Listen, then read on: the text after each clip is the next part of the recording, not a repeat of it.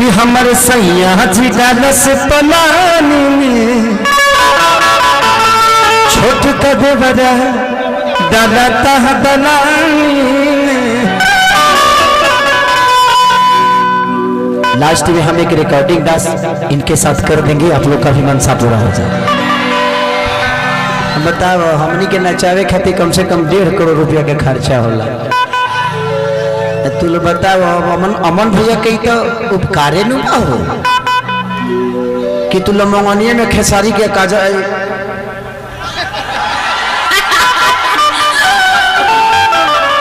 खेसारी के अक्षरा के देख लेते रहो, पकड़ा गए आप तो। देख लीजिए कहाँ कहाँ पलांटी मारते हैं, कभी इधर कभी उधर कभी उधर। लेकिन इनके लिए गाना गाना चाहता हूं कि तोहरा बिना खाना पीना सुनो ये रानी बेकार एगो हमर दिल ए जान है तीनों तहार हो। लेकिन ये गाना मैं आप सबके लिए गाना चाहता हूं क्योंकि हमारे जैसे देखिए नेता और अभिनेता जनता के बदौलत ही कोई बनता है। आज अगर अमन भैया अपने आप से ज्यादा टाइम अगर देते हैं तो आप सबके बीच में देते हैं, हम अपने परिवार से ज्यादा टाइम अगर देते हैं तो आपके मनोरंजन के लिए देते हैं। हमारे खती होली दीपावली करवा चौथ कोनो पर्व ना रहे, इनके घर में अगर त्योहार होती होगी तो आप लोग एक बार नेता बन के देखिए, एक बार अभिनेता बन के देखिए। आपको अपने परिवार से दूर रहना पड़ेगा क्योंकि इतने बड़ा परिवार जिसके साथ होगा उसके लिए एक परिवार की क्या अहमियत होगी। तो हमारे जीवन में आप ही परिवार है, मैं वही कह रहा हूं। अब हमारे 15 के जन्मदिन हो, यही 15 के हमारे मेहरारू कहलस की कहाँ रहे, हम कहे कि हमारा पते नहीं कि हम कहाँ रहे,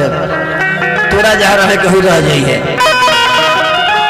जिंदगी हमारा बर्थडे हमारी त्योहार 18 तारीख को मेरा एक शो है जो कि मैं इंडिया से बाहर है।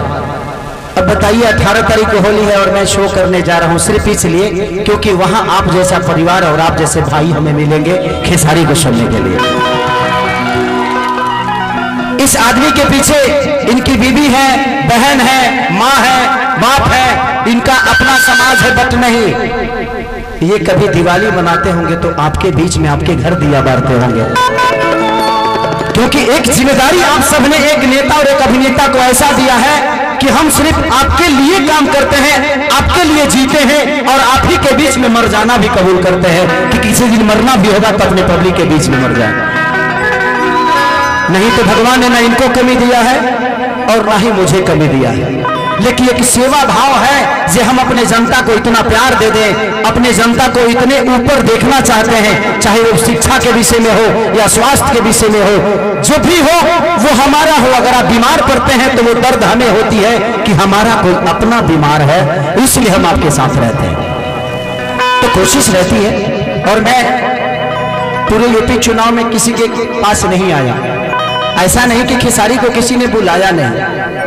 वहां मेरा जहां व्यक्तिगत रिलेशन होता है वहां मेरे लिए पार्टी मायने नहीं रखती है, वो सख्त मायने रखता है। मैं पिछली बार भी आया था और इस बार भी आया हूं।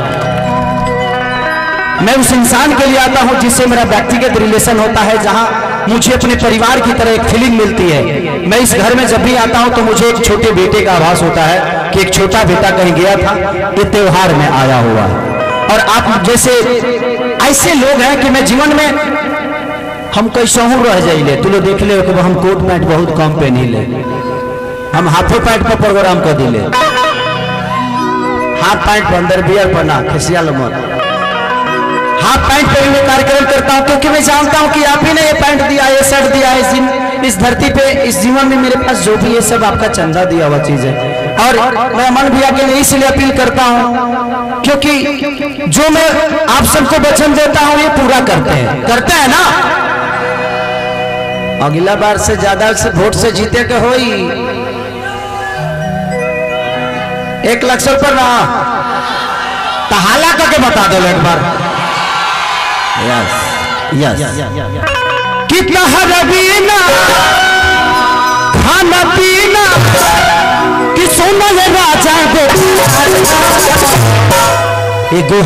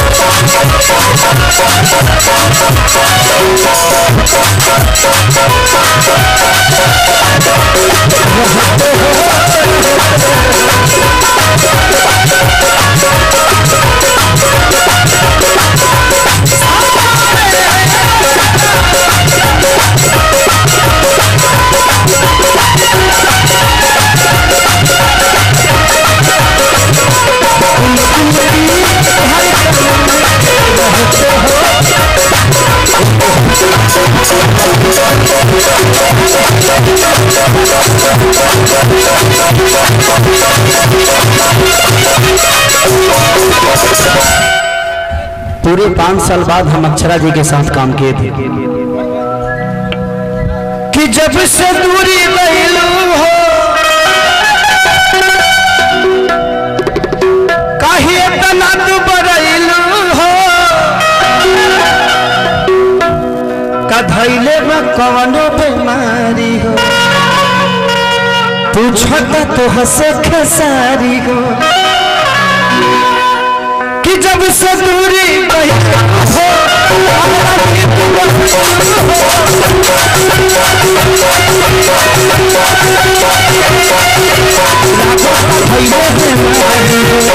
पूछना तो हंसे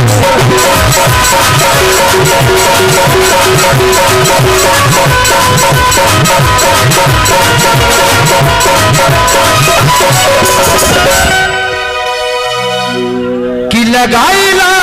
न तनवा आई के नवा तनवा अमन भाई के पहचान एगो हम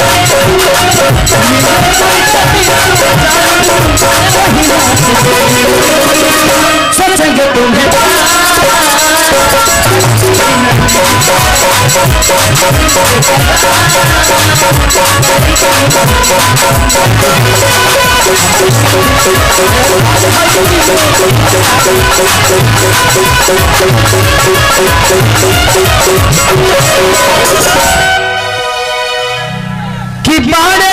है साथी हो अमन मणि त्रिपाठी हो कि पुराना तनव के बेटा हो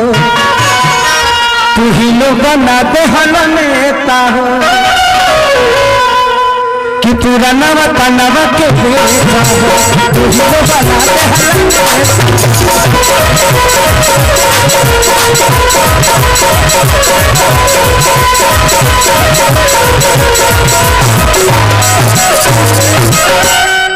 कि कैसे कहोगी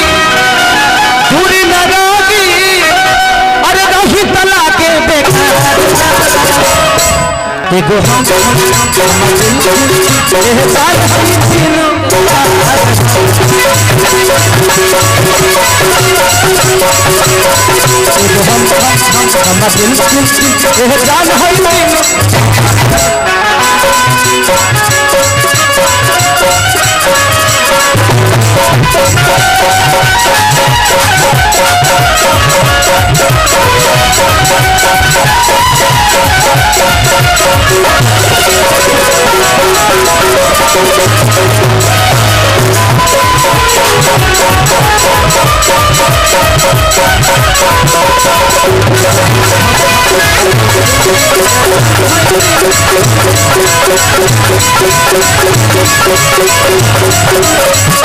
लड़का लास्ट में कहा था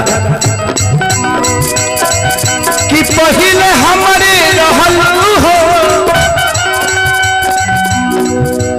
अभी हमारे दारू हो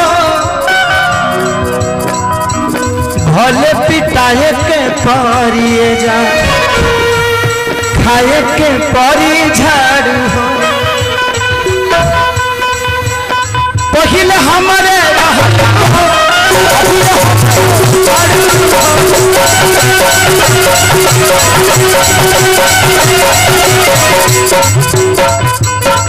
कि बने जा तुम मोरे में हजारू हो भले खिजाई हाजा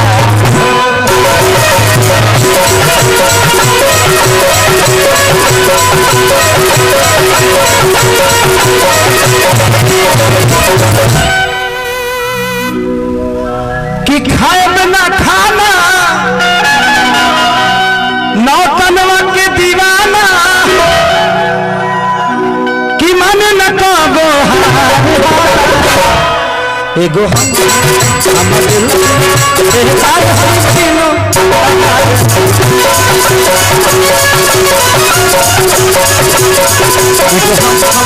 हमर दिल जान हो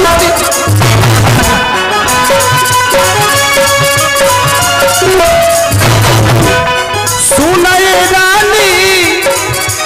कहतानी कि तोरा बिना जिंदगी बेकार है एगो हमर दिल बेकार